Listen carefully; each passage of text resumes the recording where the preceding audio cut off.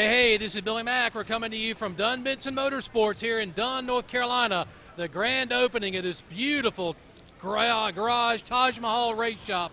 That's right here at 1300 North Ellis Avenue. If you haven't come out, you need to come on out right now. There's still plenty of food, still lots of activity. We got Miss North Carolina coming up. Sir, please don't walk in front of the camera. Sir. Hey, guys, we're live. Guys, we're live. We're live right here behind you. You're in my picture. You can tell we're live. We got a bunch of stuff going on here at Dun Benson MotorSports. We got the race shop. Carlton and Kemp have done a wonderful job transforming this right here, this old warehouse into a nice race shop. They're going to be selling parts out of here. They're going to be selling race fuel. They're going to help the dragster, the circle track, the asphalt, the dirt track driver, the go-kart driver. Everybody's going to be helped here. You can come buy your product right here at Dun Benson MotorSports. But in just a few moments, we're going to be joined by the reigning Miss North Carolina, McKenzie Faggart, is going to be right here. We're going to be talking to her live from Dun Benson MotorSports, just crowned on the 25th of June. On the 25th of June, here she comes now. Getting ready to have, let's go ahead and give a great big round of applause worldwide for McKenzie Faggart right here, the reigning Miss North Carolina. McKenzie, come on and sit down as we have people continuing to walk in front of us. A little warm out here today, isn't it? It's a little toasty, but it's getting cooler. There's a breeze outside. There's a breeze outside where? I haven't felt it yet. It's a little bit out there. I think it might have a lot to do with these fans in here. A lot of fans out here. A lot of fans keep walking around, so we apologize as people keep walking around. But you were just crowned on the 25th of June. Yeah. So what you got to tell me? Because I know y'all. I know Lorna Ricotta McNeil, real good, and then Miss Benson, Elizabeth Bird, and I know what they go through getting for pageants. But what was the first thing you did after you got crowned? Was it a pizza, a hamburger? What did you do after you got crowned? Well, actually, I didn't think I was going to get to eat, but my directors, we hopped in the car to go to the Miss North Carolina Gala, and they stopped at Char Grill. And I was like, I don't know if I'm supposed to eat bad. Like, I don't know if they're going to tell me that, I shouldn't eat anything or whatever. But they were like, no, have yourself a burger. And so I got to have one of the little burgers and a little bit of fries, and it was the best meal I've had in a while. Well, that's good, because we know pageant prep is really big. And this wasn't your first pageant. I mean, you were first runner-up in 2014. Yeah. You were a Miss North Carolina Outstanding Teen in 2011. First lady ever to be Miss Outstanding Teen and Miss North Carolina. So tell us about your first couple of weeks. How's the experience been and what you've been able to accomplish? Right. Well, Sunday, the day after I was crowned, I had 2 media interviews.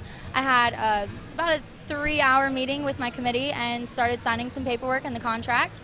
And then I had a photo shoot that evening. But then Monday, I started hitting the road, and we went to a few different sponsors to get some wardrobe ready for Miss America. I grabbed a few dresses and a few appearance outfits. And we started planning for what my Miss America dress is going to be, so that was extremely What's it look exciting. Like? Tell me, give us a secret. a hint. It's a secret. You'll have to come out to my wardrobe showing. It's a secret. Can I MC it? Maybe. I don't know how that's working. You can put in a plug for me. Oh, absolutely. So that's in September. Yes, so sir. So it's really going to be like a rat race between now and September. It sounds like it's a long time, but that's like 90 days. Right, because this Saturday I leave for DC, and all the Miss America contestants, because the class is finished, everyone's crowned, and so we're meeting in DC for our orientation, and then we meet with I think a few congressmen and some legislatures, and then we go to Orlando for Miss America's Outstanding Teen, and then it's just one thing after another. So it's not like I just get to prep. I mean, I still have appearances. I'm still Miss North Carolina. I'm not just McKenzie getting ready for a pageant. So it's really important that, I keep my job. All right, so part of that is you're winning Miss North Carolina. You get a scholarship. You're in school at University of North Carolina at Charlotte. And what's your major there? Because I know you're also a cheerleader. Yeah. Yeah, well, I'm a communications major, and right now I am taking a summer class just to finish out this semester, and then I take a year off, actually. So, yeah, I'm on the dance team. Technically a cheerleader, yes. We have pom-poms. Well, that's what the bio said, was a cheerleader. Yes. Yeah, and so I'm really excited for my girls because, normally if I were not to be crowned Miss North Carolina, I would have gone and competed at our regional competition in Myrtle Beach and gotten ready for football. So really just rooting them on and hoping that, they have a good season this year. So sad I can't be a part of it, but it's bittersweet. So, but how, you're standing up there on stage, you're with 5 other girls because you got I guess really it's down to 3 at that point. What's going through your mind as you're going through, okay, is it going to be me? I've already been first runner-up. If I don't make first runner-up, what am I going to do? So what's running through your mind at that point? Well, I've grown up in pageants, but I've only ever been first runner-up once. And I've either, I've only been in that position once. And so, when I was a teen, I was standing in that position and I was thinking, oh my gosh, this is insane, this is crazy, and there was a lot of adrenaline. But then the first time that I was first runner-up to Best Oval, my mind was just everywhere. And I knew, honestly, at that point, I knew I had a peace in my heart that I was like, this is Beth's year, and I admire Beth like no other.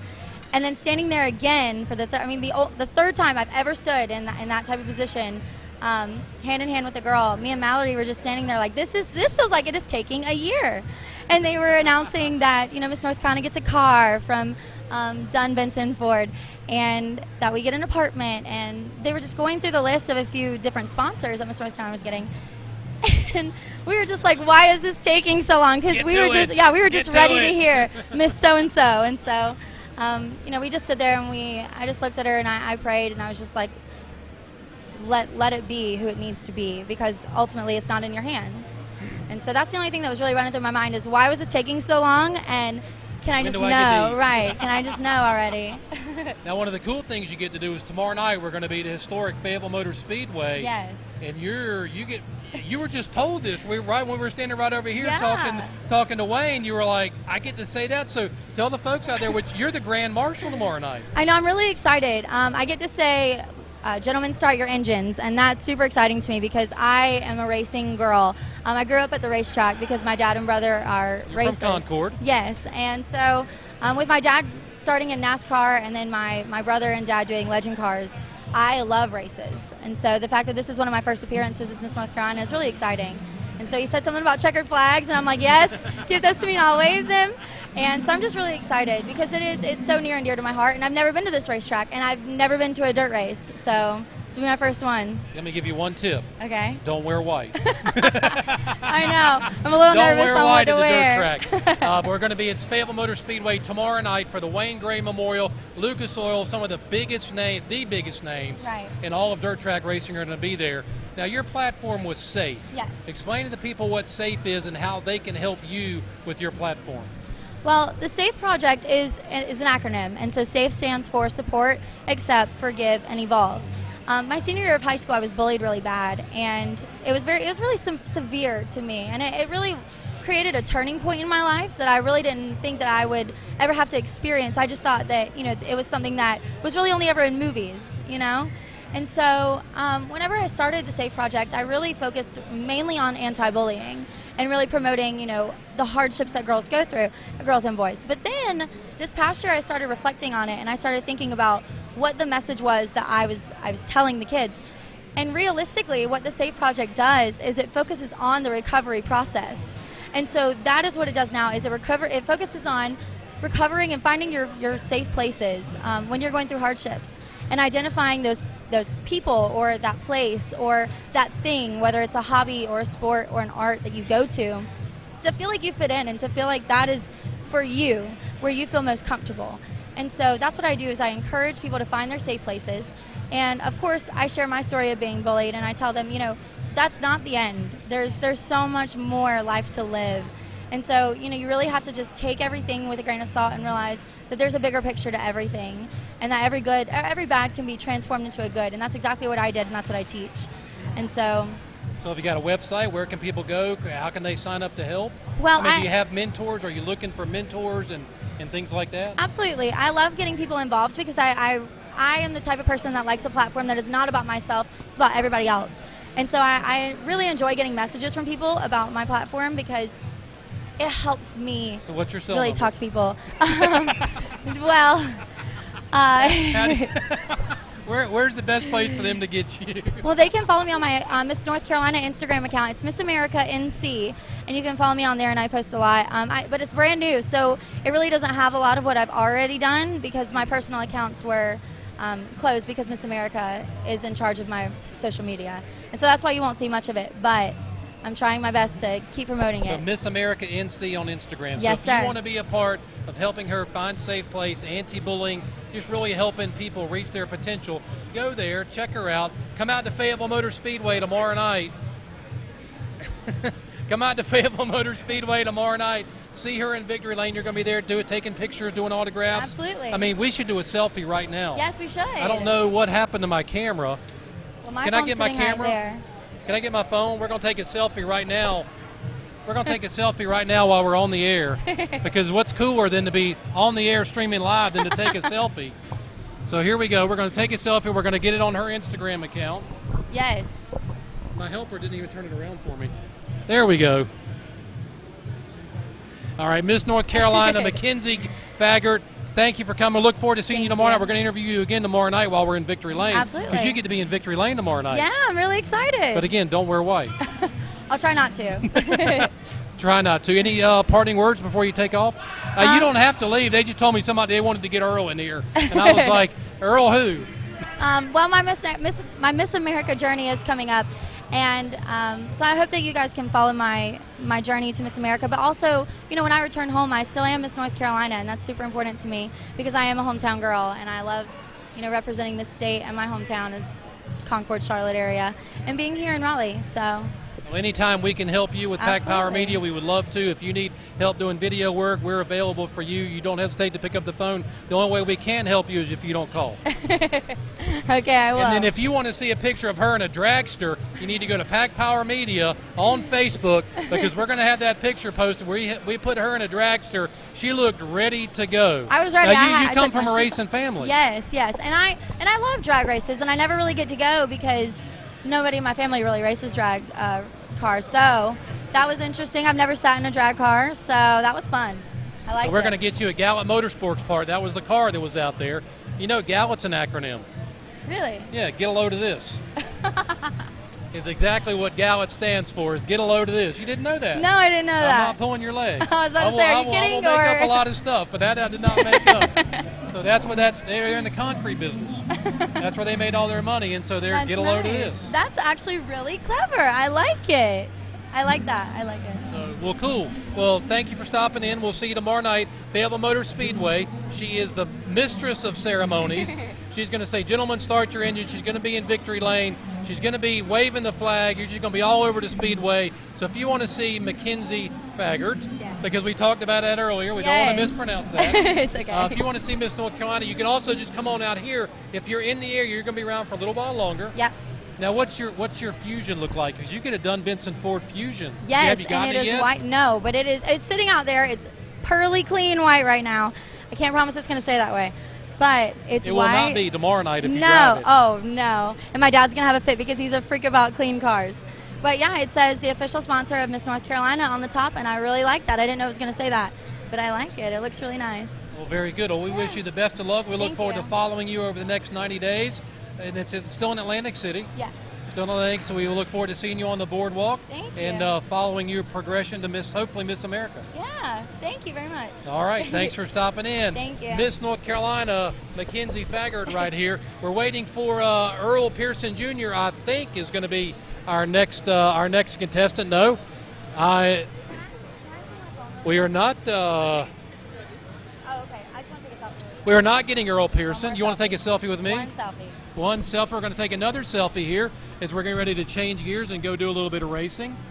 Okay.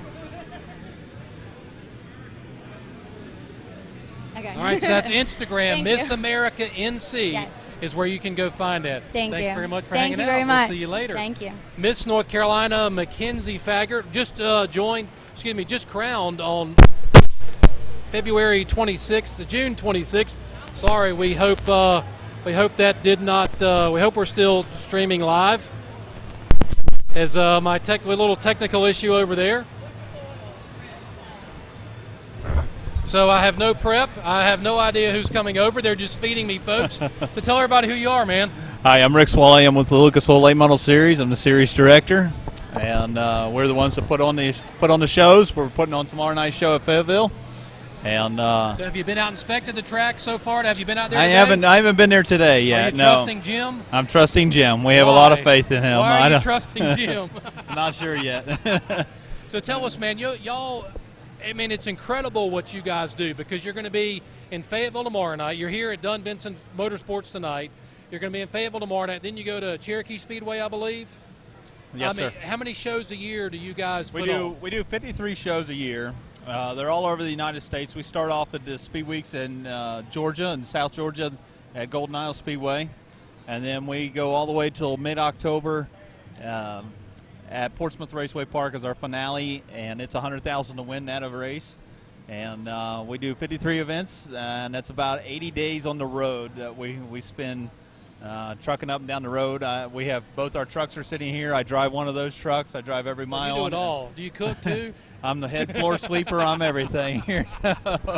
No, we have a great staff behind us. My wife works for us full-time as well. We have 5 of us that work full-time for the series. And we just, the holiday weekend's always a popular one with the July 4th. So we just had 2 events in Ohio. We finished Sunday night, drive home, 5:30 a.m., go to bed, get up the next day, and have a little bit of a break, and then get right on washing clothes and laundry and everything to get ready again, and then real life. Just the real life. And then come yesterday morning, we started washing all of our equipment and repairing and getting things ready and preparing for this weekend. And then last night about 9 o'clock, we got on the road driving and got down here today at about 3 o'clock. So it's kind of the lifestyle we're used to. We don't get much boat time in the summertime. We don't get much time to go to the lake or anything like that. Every holiday weekend, we're racing, so it's kind of what it's like. Racing life. Racing life. We're married to it more than anything. So we enjoy it, though. That's the only thing. I've been with the series since we started in 2005, and before that I was with other series and organizations. So I've been out on the road doing this lifestyle, I guess, since 2000. So I'm a little used to it. Kind of like at Carnival. So when you guys are looking at a speedway, I know you've got your tracks you go to every year, your annual returner. Well, when you're looking at Speedway, what's the requirement they have to have in order to be able to even host a Lucas Oil event? Well, that's a great question, Bill. We have a lot of racetracks that have a lot of interest in our events. Mainly, the main criteria is our cost of show costs the promoter about real close to $50,000 to put on. That's the $10,000 to the winner or the $12,000 to the winner, plus the start money and all the positions. They cost the promoter about $50,000, and the only way that that's made up is by ticket sales. So the first criteria is it has to have a facility big enough to seat enough people that can have enough infrastructure to support the crowd it would take to pay the purse to make the show work all together. So that's the main criteria, and beyond that, I mean, we want to take the Lucas Oil show as many areas as we can to expose Lucas Oil products and all of our great sponsors and partners to as many people as we can. So we don't want to hit too many areas or too many times in the same area. We try to spread ourselves out as much as we can. This is our only show in North Carolina, so this is the fans' one shot to catch us. That's right, fans. So if you're looking to see the best on dirt, the Lucas Oil Outlaw Series, or Lucas Oil, I'm sorry, that was not the Lucas Oil Outlaw Series, the Lucas Oil Late Model Dirt Series. We had the World of Outlaws here in April. You need to come out to Fayetteville Motor Speedway tomorrow night, historic Fayetteville Motor Speedway.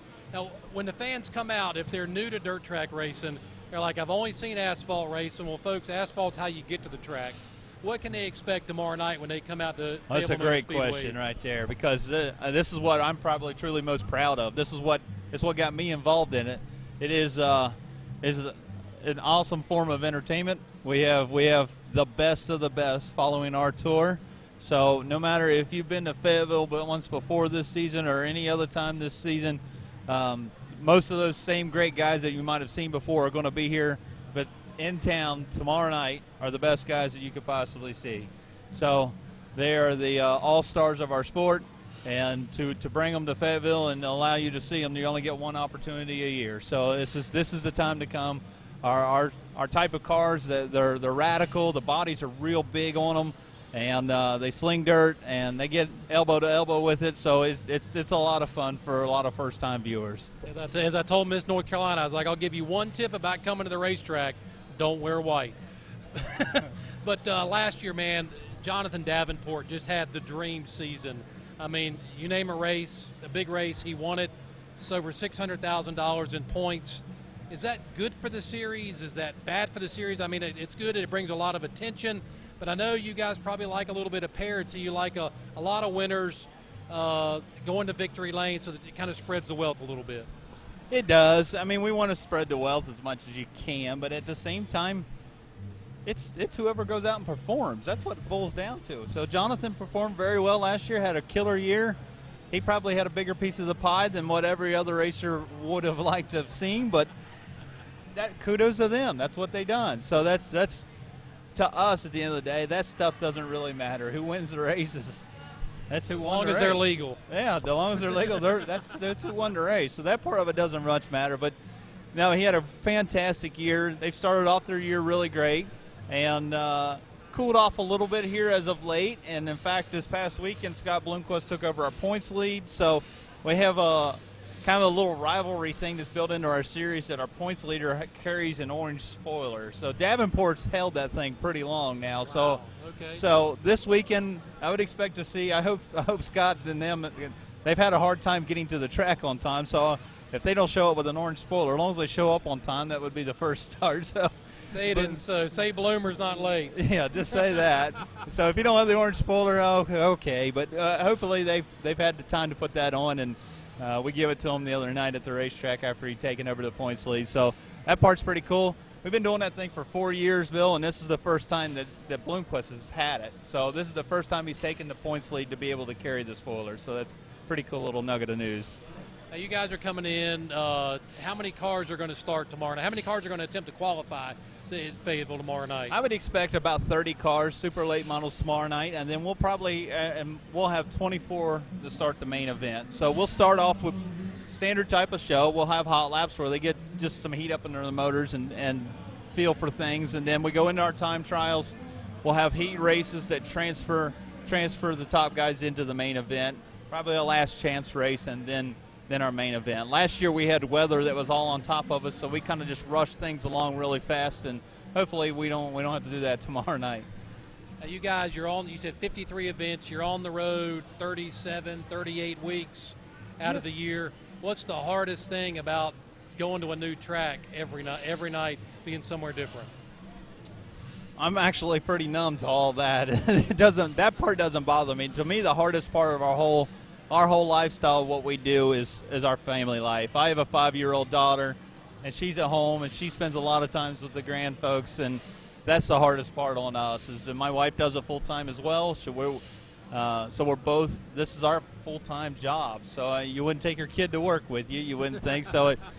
That's the hardest part for us. But not on a race day. If we're going to visit a racetrack for the first time, the hardest part for us is just showing up and just getting our just getting our feet under us and learning the ways of that racetrack, the ins and outs, so to speak, I guess, of it. But pretty much we've been to enough of them. We don't really sweat that stuff too much. All right, now when the last National Touring Series came to Fayetteville, we had a problem in post-race inspection. How do you guys try to avoid that by when the fans leaving knowing who the winner of the race is? I know it's not a perfect process, but how do you keep that from when the fans leave, hey, the guy they saw in Victory Lane is the guy that actually won the race? Yeah, you're right, and that's an unfortunate part that it happens that way, and it doesn't happen very, very often. And I did see where the gentleman, Mr. Milliken, won the race, and then the post-race thing that changed all that. We do the same practices. We have tire rule that we take very seriously, and we send stuff off to the lab, and we do a lot of the exact same things. Hopefully we don't experience those.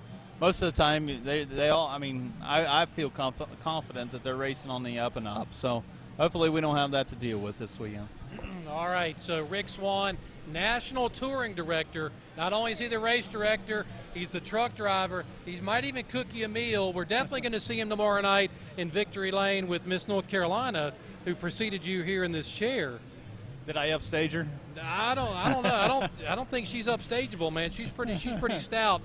She's the only woman in North Carolina ever to be Miss Outstanding Teen North Carolina and Miss North Carolina, not at the same time. Well, but the only woman ever to win that. But she's from a racing family. She grew up in Concord, so racing's kind of in her blood. So, but man, we know you're busy. We appreciate you taking a little bit of time to stop, talk to the race fans who are watching this live stream from this beautiful shop, man. I mean, can you believe what the Lambs have done here? No, they got a great shop. We were here in December. Sorry, sir, don't pay attention to the tape. It doesn't mean anything. Not that y'all ever experience anything like that. I'm sure he's not the first one today. I'm sure he's not. That's why we put the tape up. So. Yeah, the Dun Benson folks have got a wonderful shop here. We've been here before. I was here in December, or I guess it was about January, and they ain't even painted the floor in it yet. They had just got possession of it. So it's they've done a lot of work since we were here last, and outstanding folks to be around. So if you've never met the Lambs, Carlton is a national in the late model dirt Hall of Fame. Kemp do a great job, and they're a real asset to the sport, and I know they enjoy being part of the Lucas Oil Series. And we love having them. All right, Rick, thank you very much, man. Thank you. We appreciate you coming by. Rick Swan, National Touring Director for the Lucas Oil Series. He's going to go home and get a little bit of rest tonight before he gets cranked up tomorrow. This will be at historic Fayetteville Motor Speedway. We'll be at historic Fayetteville Motor Speedway tomorrow night. Hot laps begin at 7:30. The gates open at 4 o'clock. Man, and what a pleasure I've got right now. Speaking of legendary figures, no, we're not talking. Man, I think you just broke my chair, Bonecrusher. I heard it pop too. James Bonecrusher Smith just sat down, fresh off of a plate of barbecue and an autograph session. Bonecrusher, man, thanks for joining us here on Pack Power Media. Thank you very much. This is a big event, isn't it? Oh, it's awesome. Harnett County, man. I lived here for about 20 years. You spent a little bit of time running the roads up here. Former WBA World Heavyweight Champion back in 1986. You won the belt, and I was reading that you only had like a week to prepare for that fight. You were just kind of thrown in there saying, hey, we need to fill in, kind of like Rocky Balboa. Well, I was suing the great promoter, Don King. He called me up and offered me the fight. And I thought about it. I was old when I started. 28 years old. 28 when I had my first fight, and I didn't believe I was going to have another shot at it. So I just figured I'd go in there and give it all I had, and that's what I want to encourage people to do. You just go for it and give it everything you got, because tomorrow is not promised. Never. That's You're right. exactly right. We just lost my father-in-law about 3 months ago, and at 4 o'clock in the afternoon, I'm talking to him, and at 7:45, I'm getting a phone call saying I need to get to the hospital. So you don't ever know, but man, you've been blessed. You fought some of the biggest names in boxing. You fought Larry Holmes. You fought Mike Tyson. But I know that's not what you're most proud about. Tell us about your latest endeavor with your raising money for scholarships, and we'll get to the Boxing Hall of Fame here in a minute down in Myrtle Beach. Your newest endeavor.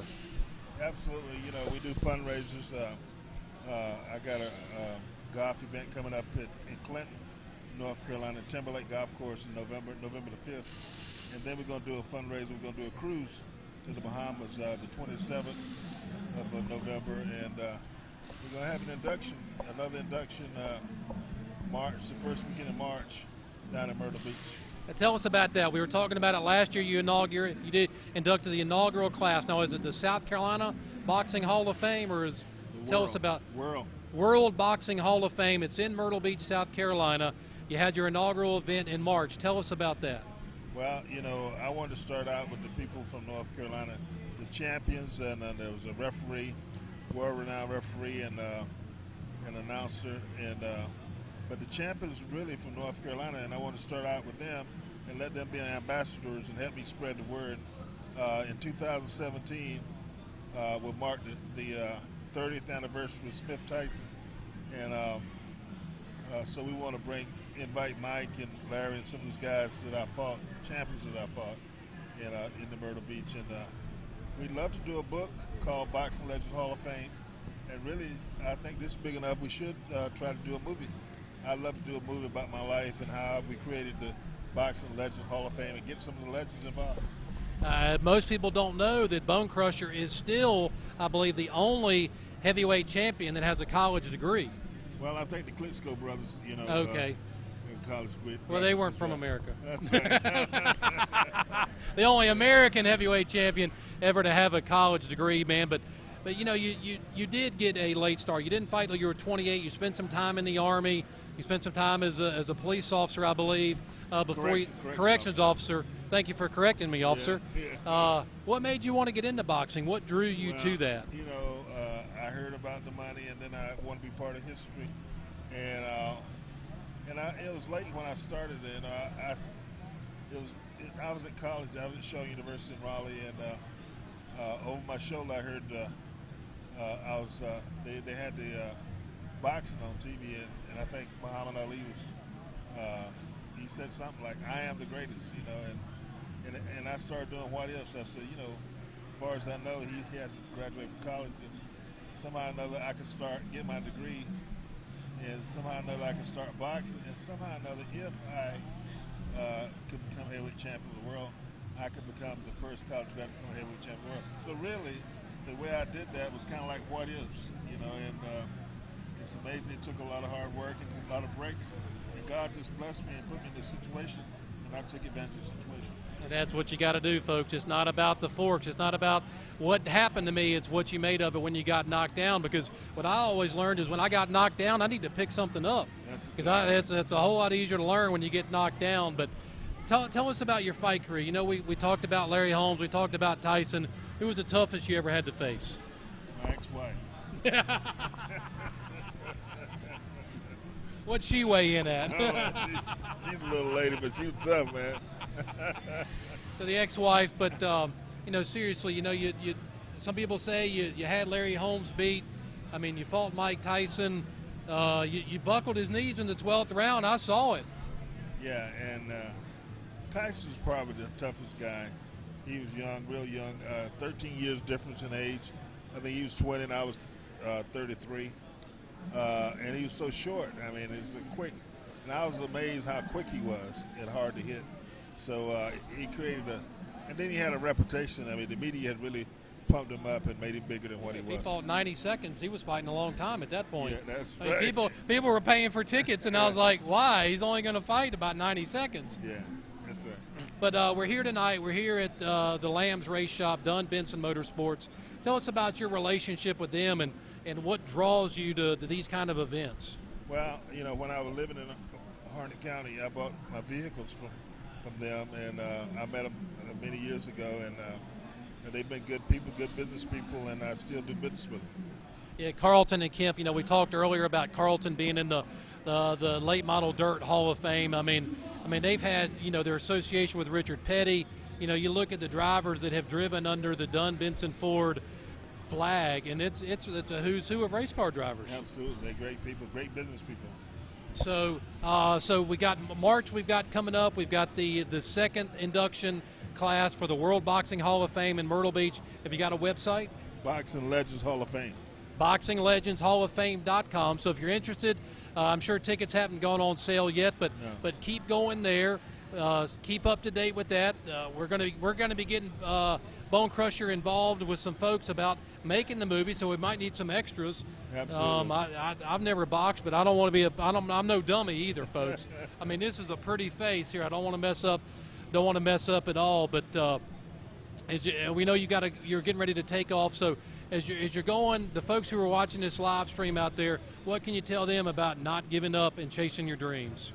Well, you know, I'm promoting my golf event now, and I got to get my other knee done, total knee replacement. So I have a cane, a knee brace, and a wheelchair in the car, but I'm still moving. I'm still working.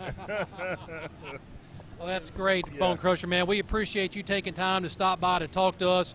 We know you've been over there signing autographs and taking pictures, man, so we just appreciate you taking some time out to come over here and talk to us and the fans. And the fans who aren't here missed a big party, didn't they? Absolutely. This is great. So thank you, Bonecrusher, man. We'll be in contact with you about helping you with your next endeavors, man. And when you get to the golf course, man, you just remember that he with the longest drive has the best lie. Absolutely. So if you want to see Bonecrusher, give him that website one more time. www.boxinglegendshalloffame.com. And that's going to be in Myrtle Beach, South Carolina. Great place to be in March. Play a little bit of golf, see some of the legends in boxing coming up on his 30-year reunion, the 30-year anniversary of his fight with Mike Tyson. Bonecrusher, man, thanks for stopping by. Thank you very much. Great to see you. All right, Bonecrusher, man, I'll take the microphone from you, man, so you can, don't break my chair now. Bonecrusher Smith has been here getting ready to write his book. Lots of things going on in his life as he gets up. Mandy, can you help him out? Bonecrusher Smith, still lots of food here, lots of people meeting and mingling here at Dun Benson MotorSports. Bonecrusher, you can go out that way if you want to. There you go, Bonecrusher Smith here, former WBC World Heavyweight Champion right here on Pack Power Media. We're here at Dun Benson MotorSports. And speaking of champions, man, you need to get a picture of that right there. I know. Bonecrusher Smith and Earl Pearson Jr. Earl Pearson about to step up to the chair. Earl, what's happening, man? You've had a big day, hadn't you? I have a real big day.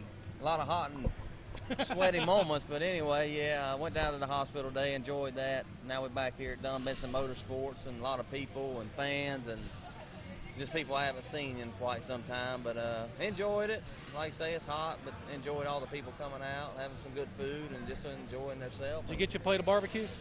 Honestly, I did not. So I'm going to have to get on Wayne Castleberry's butt about that. We need to get on Wayne about something. You know, first he had y'all late this morning to the hospital. We'll talk about that in a minute. And then he doesn't have a plate for us. Yeah. What's up with that? I mean, it's not like you don't drive the car or something. Don't worry. I'll get on to him here in a little bit. But, yeah, Wayne does a good job, but I enjoy trash talking with him. But, yeah, he does a good job here at Dun Benson Ford and the motorsports team. And, like I say, just a big crowd showed up. I'm sure he couldn't figure out how many plates to get, you know, whatever he had to come up with there with Zaxby's and whatever. But I don't think Zaxby's made that pig that I saw coming by. I saw a couple of trays of pig walk by here to look pretty good. Well, see, don't even tell me that because I didn't get any of that. Yeah, there was some pig there. But you talked earlier, we were down at in Fayetteville at Womack Army Medical Center. We went and saw some of the staff, some of the soldiers. Man, how was that, man, to go see the guys who were fighting on the front lines and know they wanted your autograph? Well, it just makes you feel good. Like you say, these guys put their life on the line for us, and for us to get to be able to do what we do in life, like you or myself, you know, just the freedom we have to go to a racetrack and see the fans and get to drive a race car. And these guys, you know, like one of the guys we met today jumped out of a plane this morning, broke his leg, you know, just training. You know, the things they do there, it just amazes you. And you know, to see the kids and just, you know, it's my second year going there, and, you know, hopefully every year I continue to do it, and I just enjoy it, like I say, but then anytime you can shake somebody's hand and put their life on the line like that, it's just something special. Yeah, we not only saw some of the soldiers, we saw some of the kids. I mean, I know that kid touched my heart. You know, you gave him the race hat, and he put it on. He was autistic. He's got a bacterial infection. They're not really sure what's wrong with him. But he was there wearing your hat, man. He was just grinning from ear to ear. He was. It was just amazing. He got up out of the bed. And, I mean, when we walked in there, he just laying there.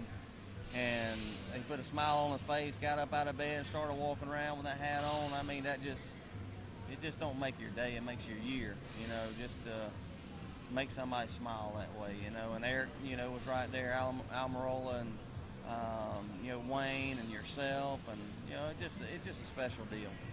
So we were there this morning. You got to go have some. You did get to have some barbecue today, because I think Jim did Jim pick up the tab, or did Wayne have to pick up the tab at Mission Barbecue? Well, honestly, they just walked in there and told me to order what I wanted to order. So I don't know who picked up the tab, but anyway, we went to a great place to eat down there, and it's called Mission Barbecue. And what they do there is just amazing for the troops. And yep. I mean, great barbecue, great food. But I've never been there, never heard of the place. But we enjoyed it. Had a good meeting there, just talking with Eric and, you know, the track promoter at Fayetteville Motor Speedway and Kemp and Wayne. So enjoyed it. Hey, let's go ahead and talk about historic Fayetteville Motor Speedway. You're going to be there tomorrow night for the Wayne Gray Memorial, $10,000 to win, 50 laps. How, you hear the stories about how hard it is to get around Fayetteville. How hard? What's the key to winning at Fayetteville tomorrow night? Well, like you say, it's a pretty tough racetrack to get around. One thing is, with these cars that we got here that's coming to Fayetteville Motor Speedway, you're looking at 900 horsepower. And, I mean, we go down the straightaway so fast, but you got to turn around and go back another direction. It's almost like a hair clip, racetrack, and it's a driver's racetrack. Don't get me wrong, you got to make the right setup and right changes through the night, but the biggest thing is qualify good and get yourself in a good spot for that heat race, because we're running so fast early in the night, it's hard to pass. So you got to be on that front row, and I think you can't start no worse than probably 5th or 6th to win it, the feature. So definitely got to qualify good and, like I say, run good in that heat race, get herself in a good spot. Now, you're a 5-time national champion. You know what winning's all about. You've been there 5 years in a row, really, because you ran the Extreme that you won, and then 4 years running, winning the Lucas Championship. How good is it to be back with the Lambs and Dun Benson Ford? They sold it to Bobby. Bobby decided he'd get out because he wanted to work on the chassis. Is this like coming home to you?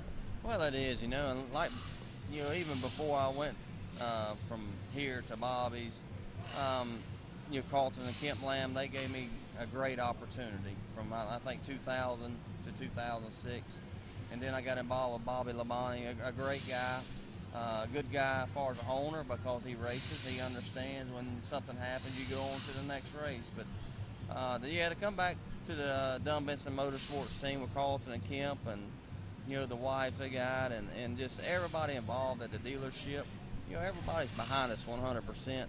And, they're proud. Yeah, I mean, absolutely. It's like, hey, I work at Dun Benson Ford. I mean, they're proud to have the emblem on the shirt. Yeah, I mean, you go all over the country and everybody knows that name just by, Carlton just walking around the pit area. Of course, he's a car salesman, so he walks up to everybody and just carries on a conversation. But, that's the way he gets, his name out there. And but yeah, I mean, it's truly been a blessing. Got a great crew with me, John, Chad, and all them guys. I mean, they do a heck of a job. I mean, Mac and Chris, the truck driver, and I mean, the big thing is Carlton, they know what it takes to win, and he always told me, if you be competitive, you'll win races. And like I say, we won all them championships, and even with Bobby won championships. But I mean, to be back here,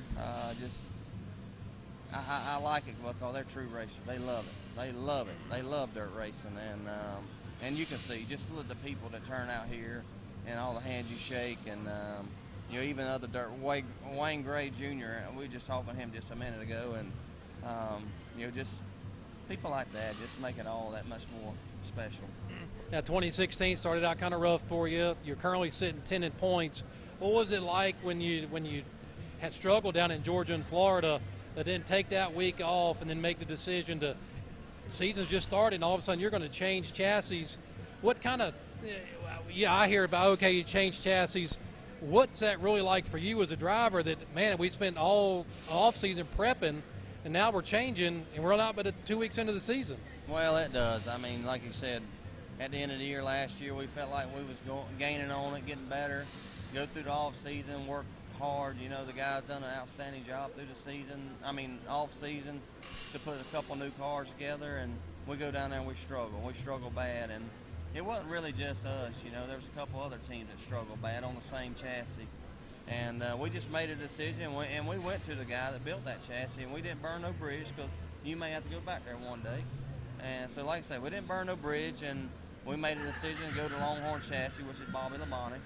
And, I was a part of that deal for many, many years, and excited to go back there and got in their cars. And don't get me wrong, you got to start a whole new notebook.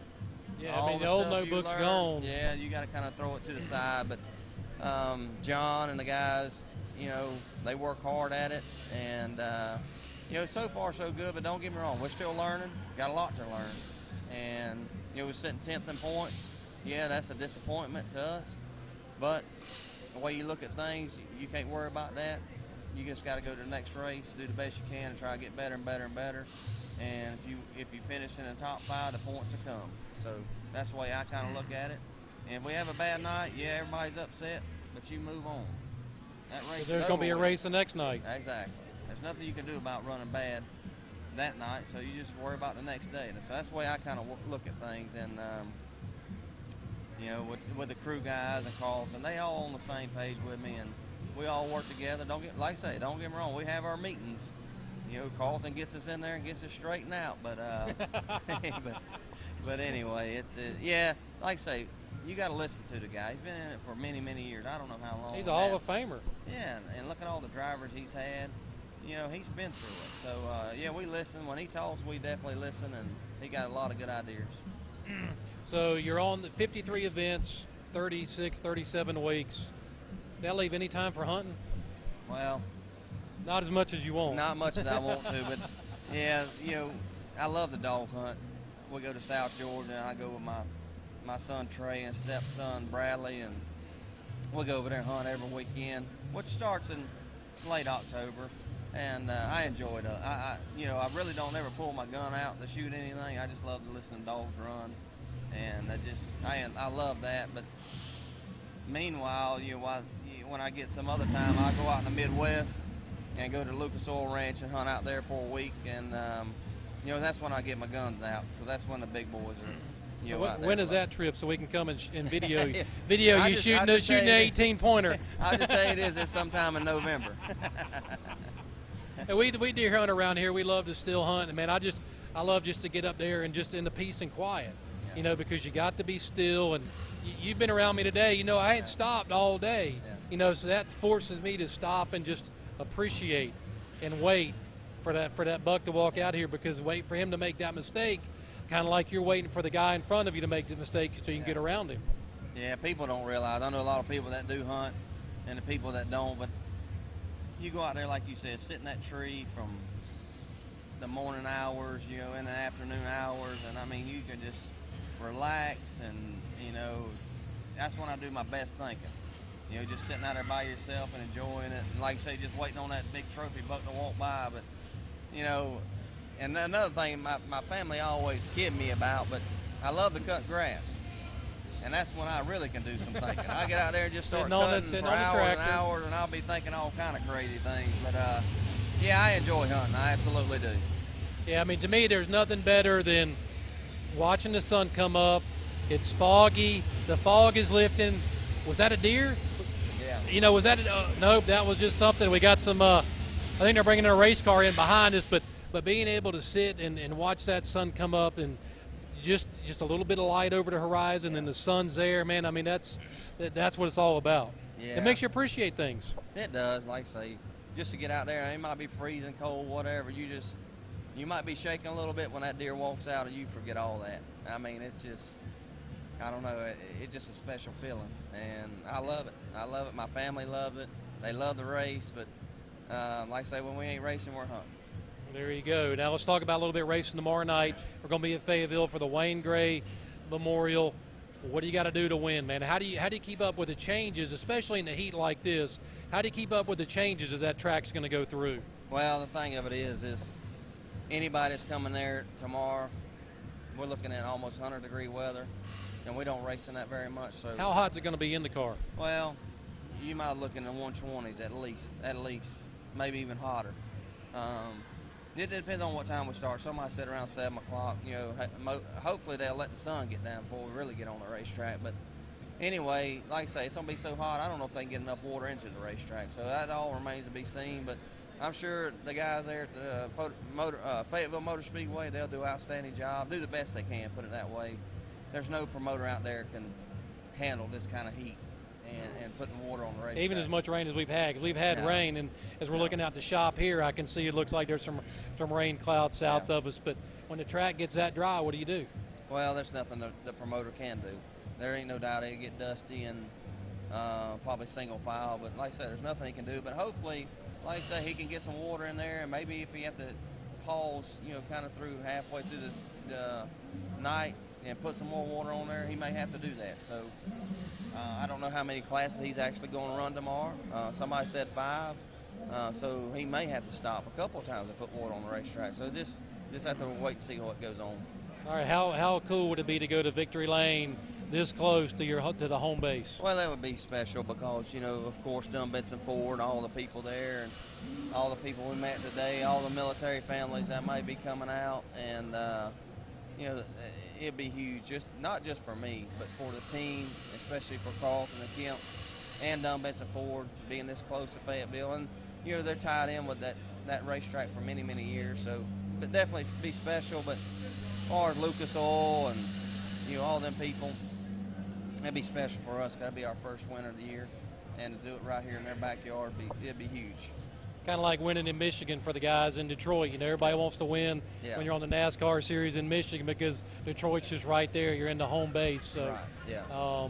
Man, we just appreciate you taking the time. I think I just saw a plate of food go by for you, or maybe it was teasing, but I'm not sure. But I know you got some other obligations, man. Appreciate you taking the time with us, and I look forward to talking to you in Victory Lane tomorrow night. Well, I hope you're right, and I appreciate what you do, even going to that hospital and doing everything you did today, and to come here at Dunn Benson MotorSports.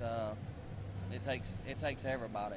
What you do, what we do, takes everybody, sponsors. So really appreciate what you're doing. Man, we're just having fun out here. That's just what having it's about, fun having out fun. here. Earl Pearson, the Hurricane. How'd you get the nickname the Hurricane? Well, that's a little bit of another story. I don't know if you remember way back when there was a hurricane coming to the state of Florida, right towards Jacksonville, and it was named Earl. There you go. And it come right to the coast and turned and went right by you guys up north here. But that's where it got started. All right, we hope to see you creating a lot of havoc around the track tomorrow night on your way to Victory Lane. I hope so. I hope to see Carlton and Kemp in Victory Lane with you. Absolutely. All right, man. Thanks a lot for stopping by. Yep. Earl, the Hurricane Pearson, 5-time national dirt track champion. Taking some time to come out with us as we're here. The crowd's kind of thinning out, but there's still some food left. I think I see some pig over there on the table. Earl's making a beeline to go get some of that pig. Earl, the Hurricane Pearson, 5-time national champion. They saved the best for last, folks. What can we say? We talked about the Wayne Gray Memorial tomorrow night, going to be at historic Fayetteville Motor Speedway, your hometown speedway. We're blessed to be here with our promoter, Jim Long Jr. Jim, man, Earl just had a lot of good things to say about the speedway, man. Earl has a tendency to embellish things. I'm not going to say he lies, but them cats from Jacksonville, Florida, down out, you got to watch them. But he just got a rude awakening because there's no barbecue, there's no food. They have wiped this joint out completely of everything that we had to eat. We may have to go down to Grandsons down the road and get us something to eat. Western Sizzling, maybe. My dear departed father-in-law's favorite place. But big race tomorrow night. Most places don't get one national race, but you got two at Fayetteville Motor Speedway, man. That says a lot about your program and what you've done since you've taken over. It says a little bit about us and a lot about the fan base and the health of dirt racing in general in our area, in our region. And it says a lot about the 47 years that have been at Fayetteville Motor Speedway prior, to this year. So lots of stuff going. We got a great location. We've got a great facility. We've just tried to pick up the ball and move it a little further and make things a little nicer. Run things a little more smoothly, and sometimes we accomplish that, sometimes we don't. But we're very excited to have Lucas Oil Series coming in. Of course, we had a very successful World of Outlaw show in April, and we're looking for, just as good, if not better. We've got some new talent, some different names, of course, with 2 national touring series. I think the fans are blessed that they've get to see two different groups of drivers, but of course, Earl is we claim him as one of our own, but there's going to be some tough guys there, not just the national touring guys, but one thing about Fayetteville Motor Speedway, we have a tough local contingent. I say local, consider regional contingent that's tough. So I wouldn't be surprised to see somebody that's not a tour regular, win tomorrow night out at the Speedway. And that's the way it happened in April. Unfortunately, Willie had his win disqualified. But man, I was just in there talking to Earl about the toughest thing about Fayetteville, and he's saying the weather. It's going to be about 100 degrees, 120 in the car tomorrow. As the promoter, man, what can you do? What are the steps that you have to go through to make sure that the track's in tip-top shape? Well, we've been very fortunate. We kept the track ripped open, and have got some rain in it inside the track, so it's sealed up. We've got a storm last night. Looks like we may get a little bit of rain, tonight at the track. But tonight about 8 o'clock, staff's already there preparing. But tonight about 8 o'clock, we'll get the track ripped open, and Gregory Poole, Bill Dobier and Gregory Poole make sure we've got a really nice motor grader. To Billy McFadden, our doctor of dirt, he does a great job with what we have, but he's a little handicapped with our older motor grader. But about 8 o'clock tonight, they're going to start ripping the track up and start watering it, and basically from now until tomorrow evening, we'll just keep tilling it. We've got a what we call a do-all. We pull behind a tractor, and it just keeps turning the dirt, and we'll water it and turn it and water it, and then we get about an hour before hot laps, we'll lay it down and blade it off one more time. And everybody knows these guys are professionals. They race in every kind of circumstance, every kind of track condition, and some better than ours and some worse than ours. And so they understand when it gets to be this temperature, especially here in the South where we have a large sand content with our clay. They understand that, and so they take the good with the bad. But I think tomorrow night we'll have a great race on the surface. It won't be for lack of effort, and if everybody come out tomorrow night, they're going to see a fantastic event. What gives you the most joy, the most pride when at the Speedway? Is it all the families who come out with the kids? Is it seeing a new winner in victory lane? At the end of the night, man, I know you're all over the place. You're whooped. It's that thing that keeps us going changes. We're human and we're moved. But really the thing that keeps us going, me personally, is this love for the sport. I grew up in it with my dad. He raced for 30 years, and I've done a little bit of all of it. Most everybody knows. I've driven, I've owned cars, I've promoted series, I've promoted races, I've worked in NASCAR, did PR marketing there, a little bit of everything. And so, I love it. And, some nights it's seeing those kids. The other week we had a little kid down in turn 1 down there watching the pure stock race. And, man, when Martin Sweat would come by, he would just take that hat off and hoop and holler and wave him on. And man, that got my attention. And I'm like, man, that's why we do what we do. Sometimes it's, we have a gentleman that's battling cancer. And he looks forward to listening to us on the radio and reading about and seeing what's going on and coming out to the track. That's his release. And so you never know what this stuff means. Sometimes we get caught up in just the doing of things. And the day-to-day minutia. Yeah, and we just don't realize, hey, and I tell our guys at the driver's meeting when we pray, I also tell them, I say, look, we get to be a part of the greatest sport in the world, and so we should have an attitude that reflects that. Tomorrow night's the Wayne Gray Memorial. Tell us about Wayne Gray and why we wanted to do a memorial to honor him tomorrow night. Yeah, Wayne Sr., Wayne Jr. is running around here somewhere, him and Tony and the family, his 2 boys. Wayne Sr.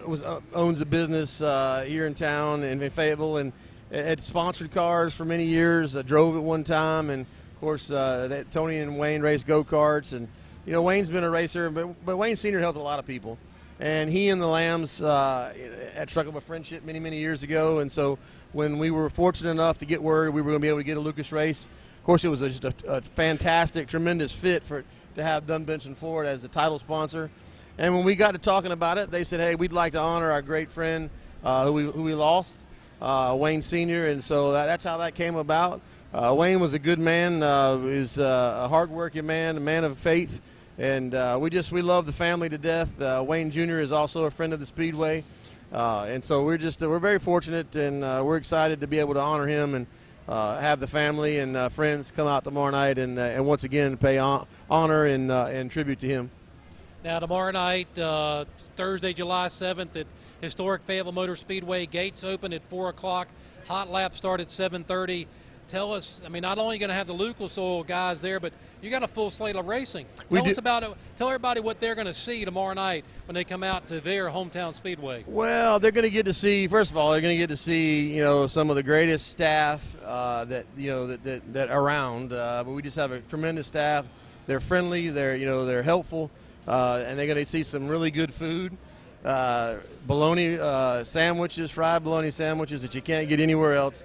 But we're going to last time I saw you were going to pick up 15 pounds of bologna on a Saturday. We'll probably go through about 25 tomorrow night, 25 pounds of fried bologna. But we also have some of our local divisions that'll be racing tomorrow night as well in support of this event. So we'll have our Camping World Pure Stocks will be on tap tomorrow night, also with our Budweiser late models, our Diet Mountain Dew modifieds, and our U-Car division, our front wheel drive division. And so we were excited about having them, and they're excited. I've seen some of them on chatter on Facebook. They're excited about being able to race in front of a packed house, with the caliber of drivers that are on hand. I mean, sometimes we lose sight of that. I'm getting old now, and when I was a kid, I looked up to some of the same type drivers, and these guys, when I race, you want to be the Scott Bloomquist, you want to be the Jimmy Owens or the Earl Pearson, and so these guys are really excited about it, pumped about it. So they're going to get to see 5 divisions of racing tomorrow night. Not going to be a late night. We're going to start hot lapping promptly at 7:30. Pit gates will open at 3 o'clock. Grandstand at 4. But we'll also have VIP lounge if you need to get out of the heat. There's a few tickets left available for the VIP inside and outside on the deck. But going to see some of the best local talent around. But it's going to be a great night. Hot laps, like I said, promptly at 7:30. The guys will be hot lapping and qualifying together. We'll take their best lap times, and so that'll speed the program up. We'll just go through a round of hot laps, go to intermission, and let the Lucas guys do their thing. They'll be hot lapping, they'll be qualifying, they'll be heat racing, and then getting lined up for 50 lap, 10,000 to win feature event. Man, it's going to be a big night tomorrow night at historic Fayetteville Motor Speedway. You don't want to miss it. They can just come out tomorrow night and get tickets. Is that right? Absolutely. Fayetteville has been and always will be a walk-up crowd. So we'll have plenty of tickets available. We seat thousands, and we've got standing room only. We've got inside pits. We've got outside pits. There'll be merchandise, souvenir trailers there. Of course, Lucas Oil Series brings their own great ASI sportswear apparel for many of the tour regulars. And then some of the other names, the bigger names, they'll have their own. There'll be 4 or 5 other trailers there, and so lots of stuff to purchase. What people need to understand is this is a once-a-year deal for the whole state of North Carolina. If you've been waiting to get your Jimmy Owens shirt or your, Scott Bloomquist, I don't know why you'd want to buy one of those, but the guy's on a 4-race tear. What's cool about this, Bill? 4. Well, see, what's cool about this, you don't know, Bill, is last year Jonathan Davenport came in, I think, on a 6-race or 7-race win streak. Yep. Came into our place and rolled on with that. And now Scott's coming in here. And Scott used to run really well at our place. And last year, last several years, hasn't fared very well. But he's rolling right now. So we'll, if you've waited all year to get that apparel, the latest, hottest, driver gear, it'll be on sale tomorrow night. Plus our souvenir stand. You can also register to win a few. I'll give away 4 or 5 rides tomorrow night in our Diet Mountain Dew Bryan Honda Boom City Express modified car. So lots of stuff that's going on. You may want to miss it tomorrow night, but you'll be in the small minority, and the party will be at Fayetteville Motor Speedway tomorrow night. That's right, tomorrow night, the Wayne Gray Memorial. You don't want to miss it. Lucas Oil National Touring Series. Again, the only time they're going to be in the state of North Carolina is at historic Fayetteville Motor Speedway tomorrow night. So you don't want to miss it. It's 4th of July week. You're on vacation, so go ahead and come on out. You've been saving that money. Come on out. Have a big time. Bring the kids. Kids under 10 are free. Kids under 10 are free. They can go to FayettevilleMotorspeedway.com for all the details, or they can hit us up on Facebook, Twitter, Instagram, all that stuff. Joseph Swan does a good job keeping that stuff updated. So all the ticket prices are on there. We do give a discount, student discount, 11 to 15. I don't know what that is for this race, but anyway, it's an affordable night. We keep our food costs down, our food prices down. So it's going to be a tremendous night. It's not one you want to miss. Last year we had a packed house. I don't expect any less this year. And we'll have some fans going. Don't let the weather, put the bikini top on or the bathing suit on or whatever. Leave the Speedo at home. But come get some sun. Come get some sun and enjoy a good night of racing tomorrow night. All right, folks, you heard it there. Promoter Jim Long Jr. from Fayetteville Motor Speedway. FayettevilleMotorspeedway.com is the website address. Go find them on Facebook. Hit them up on Twitter. Just a lot of big stuff going on tomorrow night. And then don't forget about their big event coming up on the 16th. The Bell & Bell Vintage Modifieds will be back. And if you missed them in June, you missed a big time because old guys like to run. But, man, that's going to wrap it up here from Dun Benson MotorSports. We've had their grand opening. We've had the Dunn Chamber of Commerce, the Benson Chamber of Commerce. We had McKenzie. Faggart was here. We had Bonecrusher Smith. We had Rick Swan, Earl Pearson Jr. Hell, I think the only person we didn't talk to was Thomas Pope, but I know he ate a big old plate of food. Thanks to Carlton and Kemp Lamb for having us here tonight. Big time. Don't want to miss us tomorrow night at Fayetteville Motor Speedway. At Dun Benson Motorsports, for Pack Power Media, I'm Billy Mack. Thanks for tuning in, folks. We'll see you around the track. Cut it. Cut it. Cut me, Mick. Should have already cut it. Cut what are you me, waiting Mick. on?